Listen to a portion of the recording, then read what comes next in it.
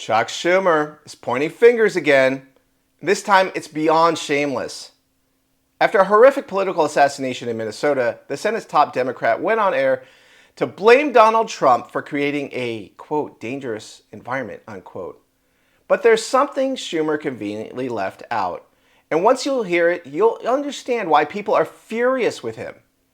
I'm Kyle Becker, and this is Explain America. Please be sure to like, comment, and share this video, especially with anyone who's tired of watching Democrats cause chaos, then blame everyone else for the destruction. Now here's the full story. After a man dressed as a police officer shot two Democratic lawmakers in Minnesota, killing one, Chuck Schumer wasted no time going on national television to blame Trump. Watch this. But let me be clear. This dangerous environment isn't spontaneous. It's being stoked, often deliberately, by the reckless rhetoric coming from some of the most powerful voices in the country. When political opponents are treated like enemies, danger follows. And that's what Donald Trump has done. It's the responsibility of all leaders, especially the President of the United States, to not just unequivocally condemn hatred, but to stop violent and aggressive language against political opponents. Here's what he said. When political opponents are treated like enemies, danger follows. And that's what Donald Trump has done. Despite the media spin, there's every indication that this shooter was not actually a Trump supporter. His wife interned for Tim Walz. He was appointed by two Democratic governors to state boards. He was part of an NGO, and you can see it on the Minnesota African Union, that supported African migrants to America. And he had operations all over the world, the Democratic Republic of Congo, Middle East, Gaza, Eastern Europe, which is where Ukraine is at.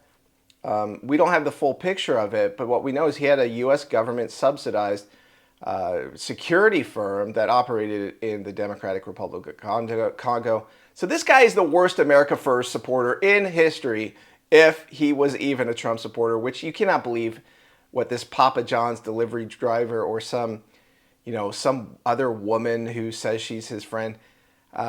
These guys are radical Democrats who run in these circles. They will say anything to frame a Trump supporter. We want to see actual receipts and a track record. I mean, his Facebook was scrubbed. And so, like, some of the evidence is just gone. This manifesto now says it's not even there. It's just the story changed on that. So we can't really believe the media spin. They're just trying to create a smokescreen for this guy and kill Democratic lawmakers who had just voted to strip healthcare from illegal aliens.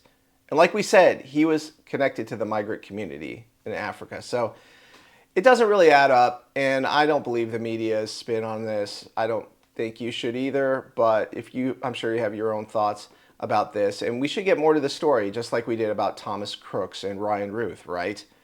So the FBI found months of research and planning for this guy in a targeted attack on lawmakers who bucked the Democratic line. Schumer didn't care about the truth. He cares about the optics.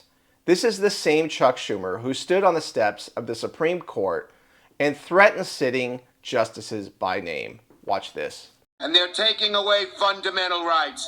I want to tell you, Gorsuch, I want to tell you, Kavanaugh, you have released the whirlwind, and you will pay the price.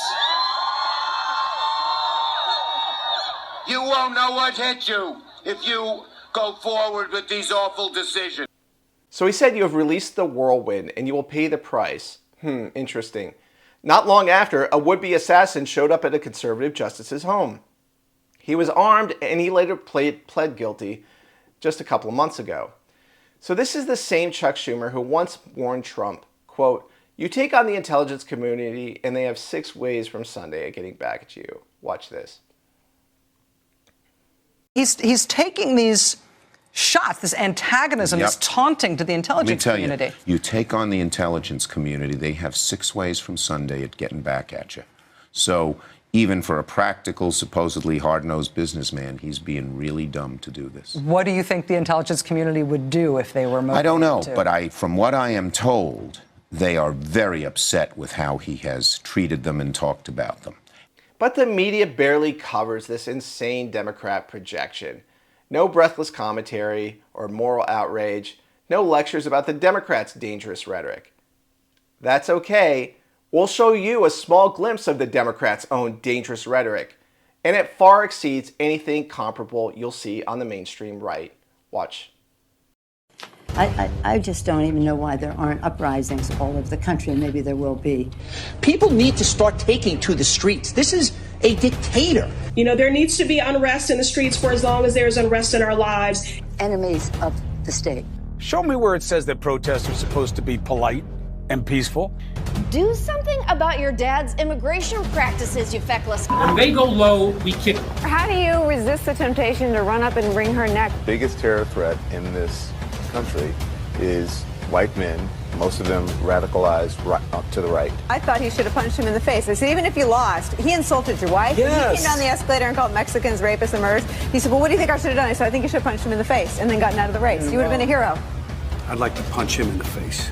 I said if we were in high school, I'd take him behind the gym and beat the hell out of him. Punch some people in the face! When was the last time an actor assassinated a president? They're still going to have to go out and put a bullet in Donald Trump, and that's a fact. Look as his character is stabbed to death. Where is John Wilkes Booth when you need him? I have thought an awful lot about blowing up the White House. A Missouri state senator is under investigation by the Secret Service after saying she hopes President Trump is assassinated. I will go and take Trump out tonight. And if you see anybody from that cabinet in a restaurant, in a department store, at a gasoline station, you get out and you create a crowd. And you push back on them.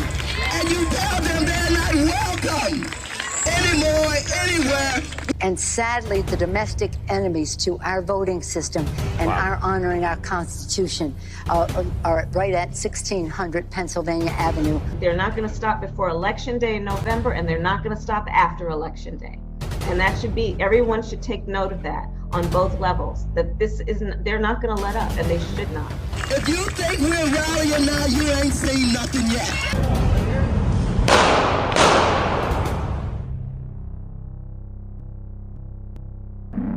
This has been Kyle Becker with Explain America. Please like, comment, and share with someone who's had enough of the gaslighting. Thank you.